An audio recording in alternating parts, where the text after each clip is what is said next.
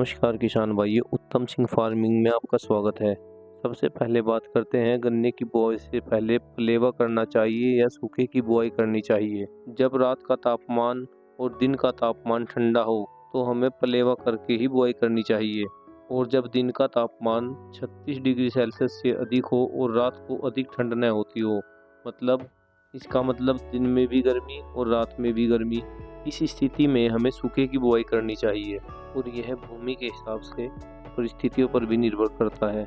यदि आपके खेत की मिट्टी चिकनी है और आप सूखे में बुआई करने के बाद पानी लगा देते हैं तो मिट्टी सूखने के बाद लाइनों में दरारें पड़ जाती हैं, जिसे देखने के बाद किसान घबरा जाते हैं और कुछ ही दिन बाद फिर से पानी लगा देते हैं। बार बार पानी लगाने से खेत का जमाव प्रभावित हो जाता है।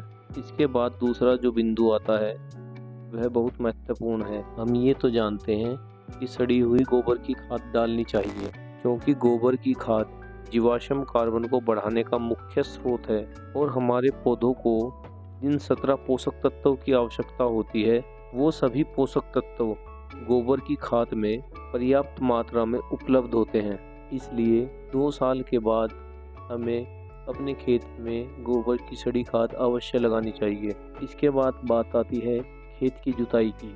हमें अपने खेत की जुताई गहरी क्यों करनी चाहिए, इसके क्या लाभ हैं? खेत की पैदावार खेत की जुताई पर भी निर्भर करती है। आमतौर पर जो जुताई की जाती है वह 5 से 6 इंच तक ही रह जाती है, लेकिन हमारी जो गन्ने की जड़ें हैं वह 1 फीट या उससे भी नीचे तक पहुंच जाती हैं। लेकिन गहरी जुताई न होने के कारण 1 फीट के आसपास जो है एक ठोस परत बन जाती है, और हम जो जुताई करते हैं उस खेत की मिट्टी 5 से 6 अधिक से अधिक 7 इंच तक उलटती पुलटती रहती है। कम से कम 3 या 4 साल बाद गहरी जुताई अवश्य करनी चाहिए। गहरी जुताई न होने के कारण हमारी पौधों की जड़ें विकास नहीं कर पाती और जिसके कारण हमारी फसल जल्दी गिर जाती है। इसी के साथ गहरी जुताई से खरपतवार के बीज अधिक नीचे चले जाते हैं और उनमें से अधिकतर अधिक नीचे मिट्टी में दबने के कारण खराब हो जाते हैं। इससे हमारे खेत में खरपतवार की समस्या भी कम हो जाती है। इसका एक लाभ बरसात के मौसम में भी देखने को मिलता है। अधिक बरसात होने के कारण बरसात का पानी आपके खेतों में नहीं रुकता, उसका रिसाव जल्दी हो जाता है, जिससे कि हमें बरसात के बाद पौधों में पीलेपन की समस्या नहीं दिखाई देती। इसी के साथ हमें गन्ना बुआई के लिए गहरे खूड़ निकालने चाहिए। जो गन्ना ऊपर निकाले गए खूड़ों में बोया जाता है वह गन्ना हमेशा पतला ही निकलेगा और इसी के साथ वह जल्दी ही गिर जाएगा, क्योंकि उसकी जड़ें ऊपर ही रह जाएंगी। हमें खूड़ जो होते हैं वो हमेशा गहरे ही निकालने चाहिए। गन्ने की बुआई करने के बाद हमें हल्की मिट्टी लगानी चाहिए, कम से कम 1 या आधा इंच ही मिट्टी लगानी चाहिए। गन्ने की फसल को अधिक पानी की आवश्यकता नहीं होती, इसलिए आपको पानी भी हल्का ही लगाना चाहिए।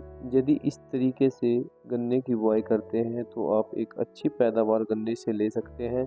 गन्ने के बीज का चयन कैसे करें और बुआई में क्या क्या खाद डालें, किस मात्रा में डालें, इस विषय पर अगले वीडियो में चर्चा करेंगे। यदि आप दी गई जानकारी से संतुष्ट हैं तो हमारे चैनल को लाइक करें और सब्सक्राइब करें, जिससे कि आगे दी गई जानकारी समय से आपके पास पहुंच सके। धन्यवाद।